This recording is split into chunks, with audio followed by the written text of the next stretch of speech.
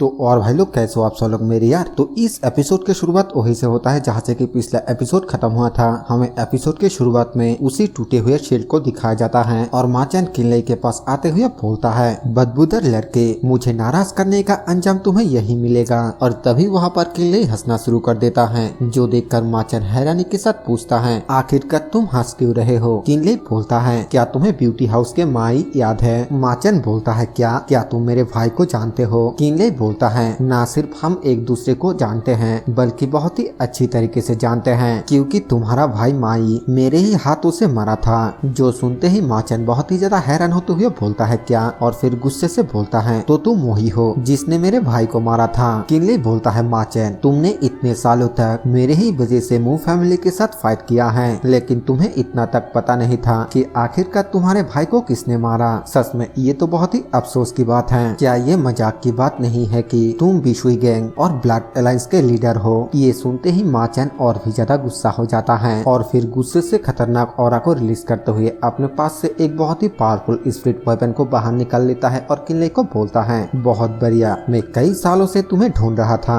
लेकिन आखिरकार तुम्हारे पास इतना ज्यादा हिम्मत आ ही गया कि तुम मेरे सामने आ गए हो। तो आप मैं मेरे भाई के आत्मा को श्रद्धांजलि देने के लिए तुम्हारे सर को ले लूंगा। किनले भी तुरंत ही अपने स्पिरिट शॉट और अपने फूफैंग फ्लैग को बाहर निकलते हुए अपने मन में बोलता है, अब वक्त आ चुका है मेरे रियल स्किल को दिखाने का। और फिर माचन को बोलता है, माचन, अब हमारे हिसाब को चुकता करने का वक्त आ चुका है। और फिर हमें दोनों के बीच एक घमासान युद्ध को दिखाया जाता है। माचन किनले के साथ फाइट करते हुए उसको बोलता है, किनले, आज मैं तुम्हारे खाल उधेड़ दूंगा और तुम्हारे हड्डियों को अलग कर दूंगा। मेरे नफरत को दूर करने का सिर्फ यही एकलौता तरीका है। और इधर हमें तीनों ब्लैक मार्केट अलायंस के एल्डरों को दिखाया जाता है, जो किनले के स्पिरिट शॉट को देखकर हैरानी के साथ बोलता है, अरे देखो, क्या ये वही ब्लू जेट मून शॉट नहीं है। क्या ये कुछ दिन पहले हाउस मास्टर के द्वारा हमें मिला हुआ स्पिरिट वेपन नहीं है। और किनले का वो फूफैंग फ्लैग, आखिरकार ये सब क्या हो रहा है। मिस मू भी किनले के फूफैंग फ्लैग को देखकर काफी ज्यादा हैरान हो जाती है और तभी उसे उसकी माँ की बातें याद आती हैं, जिसने हमारे मदद की थी। वो इंसान एक स्पिरिट वेपन का इस्तेमाल करता है जो बड़े पीले झंडे जैसा दिखता है और उसके पास बहुत सारे हाई क्वालिटी के पिल भी हैं। मिस मू के पिताजी भी हैरानी के साथ बोलता है, क्योंकि ब्लैक मार्केट में सानकियान को हरा दिया गया था। ये कोई सीक्रेट नहीं था कि हाउस मास्टर लेई फैंग के पास एक मिडिल ग्रेड स्पिरिट वेपन था, लेकिन आखिरकार अब ये स्पिरिट वेपन किनले के कंट्रोल पर क्यों है। क्या ऐसा हो सकता है कि किनले इतने सालों से सीक्रेटली मेरे मू फैमिली को सपोर्ट कर रहा हो।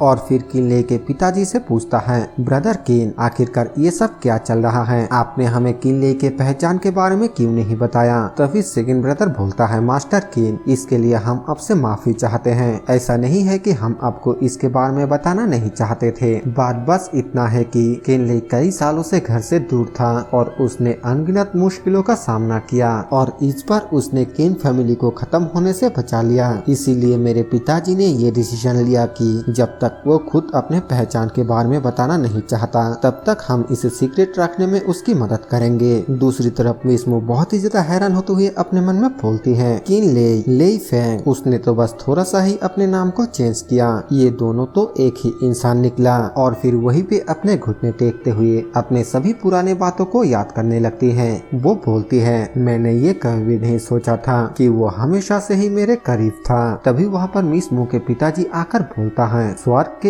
इच्छा लोगों के साथ खेलता है। यूरान, ये फाइट खत्म होने के बाद इस मुद्दे पर बात करते हैं। मिस मू के दादाजी बोलता है, हाँ बिल्कुल, इससे कोई भी फर्क नहीं पड़ता है कि तुम अपने दिल में किनले के बारे में क्या सोचते हो। ये वक्त अपने गुस्से को जाहिर करने का नहीं है। हमें अभी सभी सिचुएशन पर ध्यान देने की जरूरत है। क्या तुम समझ गए। मिस मू बोलती है, हाँ मैं समझ गई, लेकिन वो अभी तक पूरी तरीके से सदमे में होती है। इसके बाद हमें फिर से उन दोनों के बीच के फाइट को दिखाया जाता है, जहाँ पर कि माचन किनले के ऊपर अटैक करते हुए बोलता है, नादान बच्चे, मेरे शॉर्ट टेक्निक का स्वाद कैसा है। किनले हंसते हुए बोलता है, मुझे तुम्हारे जैसे आम इंसान से डरने की कोई भी जरूरत नहीं है। मैंने तुम्हें पहले भी कहा था कि स्पेल से ज्यादा इम्पोर्टेंट खुद का ब्रेन है। क्या तुम जानना नहीं चाहते हो कि मैंने आज दोपहर और शाम के बीच क्या किया। और तभी ये बात सुनते ही मिस मू के पिताजी के दिमाग के बत्ते खुल जाता है और वो हैरानी के साथ बोलता है, अरे हाँ ये तो सही है, क्योंकि किनले ही लेई फैंग है। और फिर उन तीनों एल्डरों से पूछता है, जेंटलमैन, आप लोगों ने कहा कि आप यहाँ पर किसी काम से आए हैं, क्या मैं पूछ सकता हूँ कि वो काम क्या था? वो तीनों बताने से थोड़ा हिचकिचाने लगता है तो मिसमू के पिताजी बोलता है, आप लोगों को ये बताने में कोई फर्क नहीं पड़ना चाहिए क्योंकि आपके हाउस मास्टर ने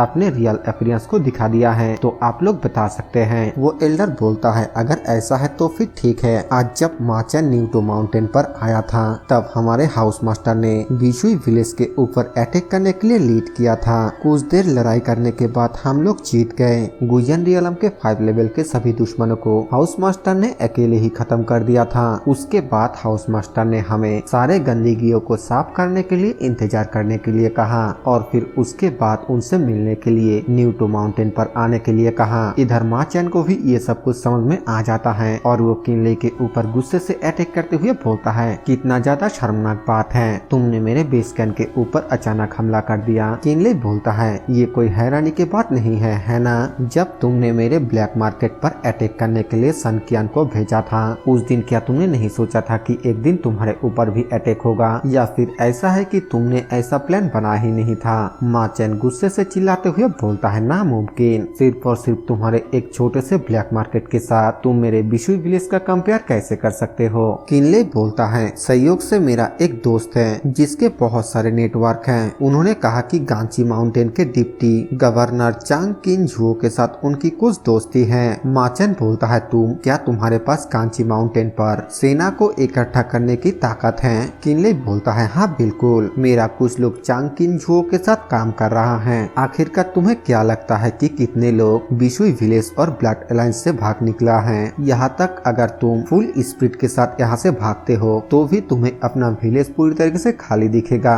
और वहाँ पर सिर्फ राख के अलावा कुछ भी नहीं बचेगा। माचन गुस्से के साथ बोलता है, बकवास, मैं कई सालों से बिशुई विलेज को चला रहा हूँ, आखिरकार तुम एक ही दिन में इसे कैसे खत्म कर सकते हो? किनले, आज मैं तुम्हारे जुबान को उखाड़ दूंगा। ये बोलते हुए वो अपना शॉट लेकर किनले के ऊपर अटैक करने के लिए जाने लगता है और किनले भी अपने शॉट को आगे करते हुए बोलता है, ये तो इस पर डिपेंड करता है कि तुम्हारे पास इसके लिए काबिलियत है या फिर नहीं। जिसके बाद वो दोनों फिर से एक दूसरे के साथ अपने शॉट को टकराने लगता है और माचन बोलता है, तुम सिर्फ बातें कर सकते हो, तुम्हारे इन कमजोर हमले से तुम कभी भी मेरे ओवरलोड आर्मर को तोड़ नहीं पाओगे। किनले बोलता है, चिंता मत करो, भले ही तुम्हारे पास ओवरलोड आर्मर हो लेकिन इसके बावजूद मैं तुम्हारे सर को ले सकता हूँ। इसके बाद वो दोनों फिर से फाइट करना स्टार्ट कर देता है और थोड़ी देर तक फाइट करने के बाद माचन बोलता है, बस बहुत हुआ, अब तुम बाहर में जाओ। ये बोलकर वो किनले के ऊपर एक और पावरफुल अटैक कर देता है लेकिन किनले उसे बड़े ही आसानी से रोक देता है, जो देखकर माचन बहुत ही ज्यादा हैरान होते हुए अपने मन में बोलता है, ये एहसास, क्या उसका अटैक मेरे अटैक के साथ मेल खाता है? दूसरी तरफ मिसमू के दादाजी अपने मन में सोचते हुए बोलता है, ये तो मुझे बहुत ही ज्यादा अजीब लग रहा है, आखिरकार किनले